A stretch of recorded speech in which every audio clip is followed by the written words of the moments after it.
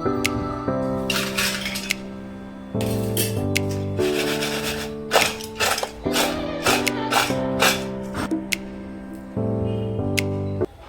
Friends, જય શ્રી કૃષ્ણ, રાધે રાધે. સ્વાગત છે તમારું મારા કિચનમાં.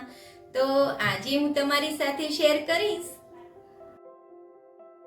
ઉપરથી ક્રિસ્પી અને અંદરથી એકદમ સોફ્ટ એવી ફ્રેન્ચ ફ્રાઈઝની રેસીપી.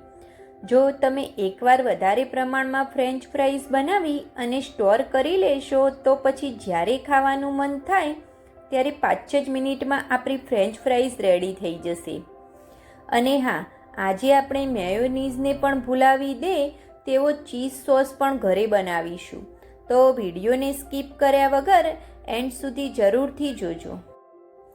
તો ચાલો બનાવીએ.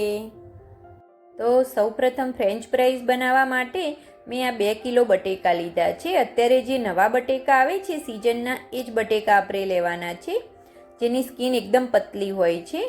તેને મેં ધોઈ લીધા છે. ધોયા પછી તેની સ્કિન આપણે આ રીતે નીકાળી લેવાની છે. નવા બટેટાની અંદર સ્ટાર્ચનું પ્રમાણ ખૂબ જ ઓછું હોય છે, જેથી ફ્રેન્ચ ફ્રાઈઝ આપણી બન્યા પછી પણ લાંબો સમય સુધી ક્રિસ્પી રહેશે. તો ફ્રેન્ચ ફ્રાઈઝ બનાવવા માટે આપણે જે આ પતલી સ્કિનના નવા બટેટા આવે છે તેનો જ ઉપયોગ કરવાનો છે ફ્રેન્ડ્સ. તો હવે એ જ રીતથી આપણે બધા જ બટેટાને છોલી અને તેની સ્કિન નીકાળી લઈશું.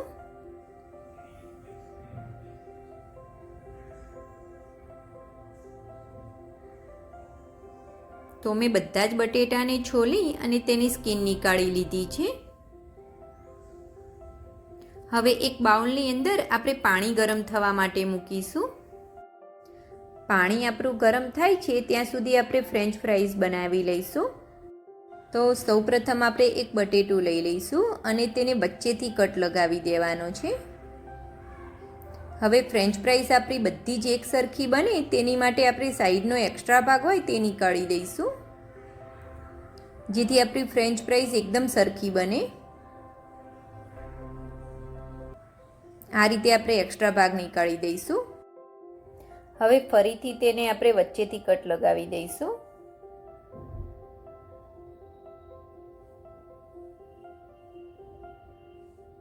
હવે તેને આ રીતે આપણે થોડા થોડા અંતરે દૂર કટ લગાવવાના છે. તમારે જે રીતની જાડી કે પતલી ફ્રેન્ચ ફ્રાઈઝ બનાવવી હોય એ રીતે તમારે કટ લગાવવાના છે.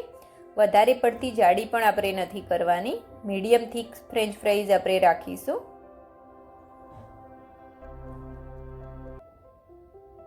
હવે બીજી ફ્રેન્ચ ફ્રાઈઝ પણ આપણે બનાવી લઈશું. તેને પણ આપણે આ રીતે કટ લગાવી દઈશું.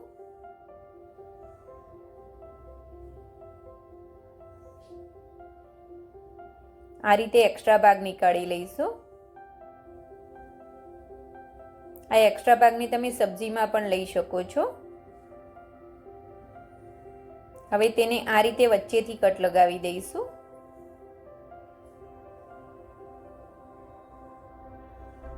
આ રીતે આપણે તેને કટ લગાવવાના છે. એક સરખા કટ લગાવીશું આપણે. આ રીતની આપણે આટલી જાડી આપણે ફ્રેન્ચ ફ્રાઈઝ બનાવીશું. આનાથી વધારે જાડી આપણે બિલકુલ પણ નથી રાખવાની. હવે જો તમને આ રીતે ના ફાવતું હોય ને આ રીતનું મશીન હોય તો તમે આમાં પણ બનાવી શકો છો ફ્રેન્ચ ફ્રાઈઝ. આ રીતે આપણે બટેટું મૂકી દઈશું અને દબાવીને પણ આપણે ફ્રેન્ચ ફ્રાઈઝ બનાવી શકીએ છીએ, જે ફટાફટ આપણી ફ્રેન્ચ ફ્રાઈઝ બની જશે. આ રીતે મશીનમાં બનાવેલી ફ્રેન્ચ ફ્રાઈઝ પણ આપણી એટલી જ સરસ બને છે. થોડી પતલી બને છે પરંતુ બધી જ એક સરખી ફ્રેન્ચ ફ્રાઈઝ આપણી બને છે. હવે આ ફ્રેન્ચ ફ્રાઈઝને આપણે 2 થી 3 પાણીથી ધોઈ લેવાની છે, જેથી આપણા બટેટાની અંદર જેટલો પણ સ્ટાર્ચ હશે એ બધો નીકળી જશે. આ રીતે આપણે 2 થી 3 પાણીથી ધોવાની છે. હવે તેનું આ પાણી પણ આપણે નીકાળી દઈશું. હવે આપણે જે પાણી ગરમ થવા માટે મૂક્યું હતું તો પાણી આપણું એકદમ સરસ ગરમ થઈ ગયું છે. તો હવે તેની અંદર આપણે 2 થી 3 ચમચી જેવું મીઠું એડ કરવાનું છે. અત્યારે આપણે મીઠું વધારે જ એડ કરવાનું છે, પાછળથી આપણે ફ્રેન્ચ ફ્રાઈઝમાં મીઠું એડ નથી કરવાનું, એટલે અત્યારે થોડુંક મીઠું આપણે વધારે જ રાખીશું. હવે જે આપણે ફ્રેન્ચ ફ્રાઈઝ બનાવીને રાખી હતી તે ઉકળતા પાણીની અંદર એડ કરી દઈશું. તમારું પાણી એકદમ સરસ ઉકળી જાય પછી જ આપણે ફ્રેન્ચ ફ્રાઈઝને એડ કરવાની છે. ફ્રેન્ચ ફ્રાઈઝને આપણે 3થી 4 મિનિટ જ કૂક કરવાની છે, તેનાથી વધારે બિલકુલ પણ કૂક નથી કરવાની. અત્યારે આપણે ફ્રેન્ચ ફ્રાઈઝને 50% જ કૂક કરવાની છે, એકદમ વધારે બાફી નથી દેવાની. હવે ફ્રેન્ચ ફ્રાઈઝને આપણે તરત જ નીકાળી લેવાની છે.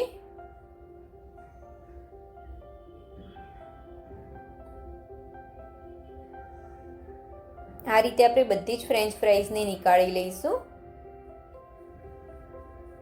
અને તરત જ તેની ઉપર આપણે ઠંડુ પાણી એડ કરી દેવાનું છે, જેથી આપણી ફ્રેન્ચ ફ્રાઈઝની કુકિંગ પ્રોસેસ સ્ટોપ થઈ જાય. તો એ જ રીતથી આપણે બીજી ફ્રેન્ચ ફ્રાઈઝને પણ કૂક કરી લઈશું. ફ્રેન્ચ ફ્રાઈઝ આપણી 50% કૂક થઈ જાય પછી તેને આપણે તરત જ નીકાળી લઈશું.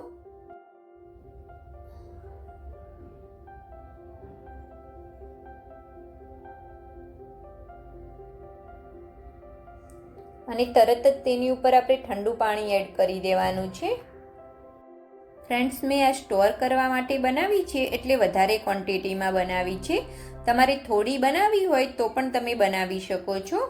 હવે આનું બધું જ પાણી આપણે નિતારી લઈશું. હવે આ ફ્રેન્ચ ફ્રાઈઝને આપણે કોટનના કપડાની અંદર 2 કલાક માટે પંખા નીચે ડ્રાય થવા માટે મૂકીશું, જેથી 2 કલાકની અંદર આપણી ફ્રેન્ચ ફ્રાઈઝની અંદર એક્સ્ટ્રા ભેજ હશે એ નીકળી જશે અને આપણી ફ્રેન્ચ ફ્રાઈઝ થોડીક ડ્રાય થઈ જશે. આ રીતે તેને બધી જ અલગ અલગ કરી દેવાની છે. હવે 2 કલાકની અંદર આપણી ફ્રેન્ચ ફ્રાઈઝની અંદર જેટલો પણ એક્સ્ટ્રા ભેજ હતો તે નીકળી ગયો છે અને આપણી ફ્રેન્ચ ફ્રાઈઝ થોડીક ડ્રાય થઈ ગઈ છે. હવે એક પેનની અંદર આપણે તેલ ગરમ થવા માટે મૂકીશું. તેલ આપણું એકદમ સરસ ગરમ થઈ જાય એટલે આપણે તેની અંદર ફ્રેન્ચ ફ્રાઈઝ એડ કરી દઈશું. હવે આ ફ્રેન્ચ ફ્રાઈઝને આપણે 2 વાર તળવાની છે, એટલે અત્યારે આપણે ફ્રેન્ચ ફ્રાઈઝને 50% જ તળવાની છે. થોડોક લાઇટ ગોલ્ડન કલર આવે તરત જ તેને આપણે નીકાળી દઈશું. આ રીતનો થોડોક લાઇટ ગોલ્ડન કલર આવે ત્યારે તરત જ તેને આપણે નીકાળી લેવાની છે અને બટર પેપર ઉપર રાખી દેવાની છે. જો તમારી જોડે બટર પેપર ના હોય તો તમારે જારાની અંદર જ રહેવા દેવાની છે, જેથી તેનું એક્સ્ટ્રા ઓઇલ હોય એ બધું જ નીચે નીકળી જાય.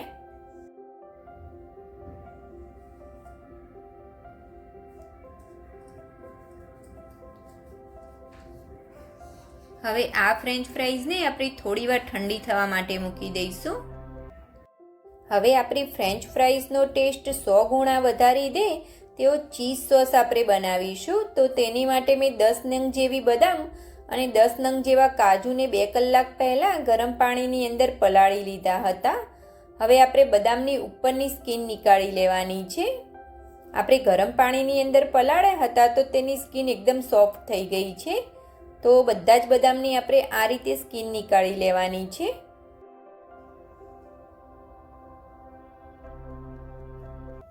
તો એ જ રીતે મેં બધા જ બદામની સ્કિન નીકાળી લીધી છે.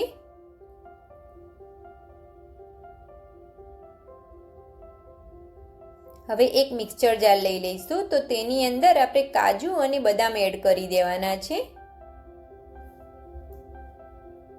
હવે તેની અંદર આપણે એક ચીઝ ક્યુબને આ રીતે તોડીને અંદર એડ કરી દઈશું.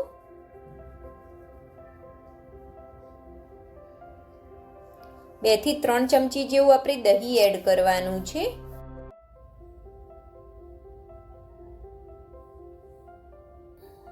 હવે તેની અંદર આપણે થોડુંક મીઠું એડ કરવાનું છે. અડધી ચમચી કરતાં પણ ઓછું મીઠું એડ કરી દઈશું. મિક્સર જાર બંધ કરી એકદમ ફાઇન પીસી લઈશું.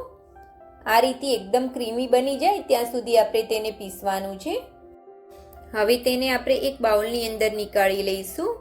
એકદમ માયોનીઝ હોય એ રીતનો આપણો ચીઝ સોસ બની જશે.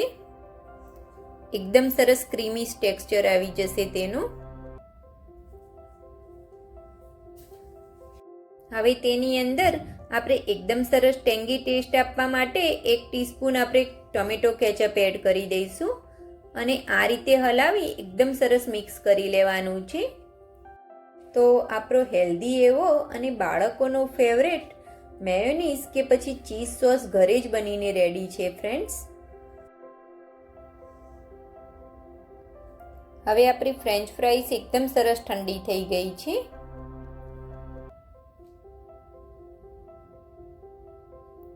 હવે આ ફ્રેન્ચ ફ્રાઈઝને આપણે એરટાઇટ કન્ટેનરની અંદર ભરી દેવાની છે. તમે જીપલોક બેગની અંદર પણ ભરી શકો છો. આ રીતે આપણે એકદમ સરસ બધી જ ફ્રેન્ચ ફ્રાઈઝને ભરી લઈશું. આપણી ફ્રેન્ચ ફ્રાઈઝ એકદમ સરસ ઠંડી થઈ જાય પછી જ તેને ભરવાની છે. હવે આ કન્ટેનરને આપણે બંધ કરી દઈશું અને ફ્રીઝરની અંદર 2 થી 3 કલાક માટે મૂકી દઈશું. 2 કલાક પછી આપણી ફ્રેન્ચ ફ્રાઈઝ એકદમ સરસ કડક થઈ જશે અને એકદમ ડ્રાય પણ થઈ જશે. હવે આપણે તેલ ગરમ થવા માટે મૂકીશું. તેલ આપણું એકદમ સરસ ગરમ થઈ જાય એટલે એકદમ ધ્યાનથી આપણે ફ્રેન્ચ ફ્રાઈઝની અંદર મૂકવાની છે, નહીંતર તેલના છાંટા આપણી ઉપર ઉડી શકે છે ફ્રેન્ડ્સ. તો આ બાબતનું તમારે એકદમ ખાસ ધ્યાન રાખવાનું છે. આ સ્ટેજ ઉપર તમારે ગેસની ફ્લેમ હાઈ ટુ મીડિયમ રાખી અને પછી જ ફ્રેન્ચ ફ્રાઈઝને તળવાની છે. એકદમ સરસ ગોલ્ડન કલરની થાય ત્યાં સુધી આપણે તેને તળીશું.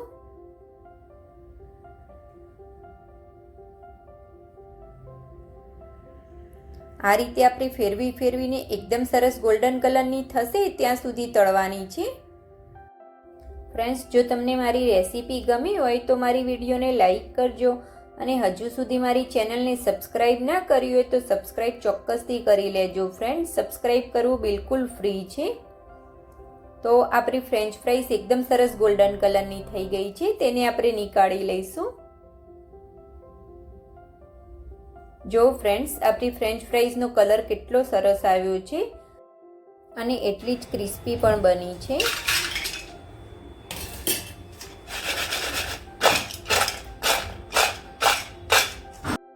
અને અવાજ સાંભળીને જ ખબર પડે છે ને કે આપણી ફ્રેન્ચ ફ્રાઈઝ કેટલી ક્રિસ્પી બની છે. આ ફ્રેન્ચ ફ્રાઈઝને તમે 5 થી 6 મહિના સુધી ફ્રીઝરમાં સ્ટોર કરી શકો છો અને જ્યારે ખાવી હોય ત્યારે 10 મિનિટ પહેલાં નીકાળી લેવાની છે અને ફ્રાય કરી અને તમે એન્જોય કરી શકો છો. તો તમે પણ મારી આ રીતથી ફ્રેન્ચ ફ્રાઈઝ બનાવી અને ચોક્કસથી ટ્રાય કરજો ફ્રેન્ડ્સ. Thanks for watching. જય શ્રી કૃષ્ણ.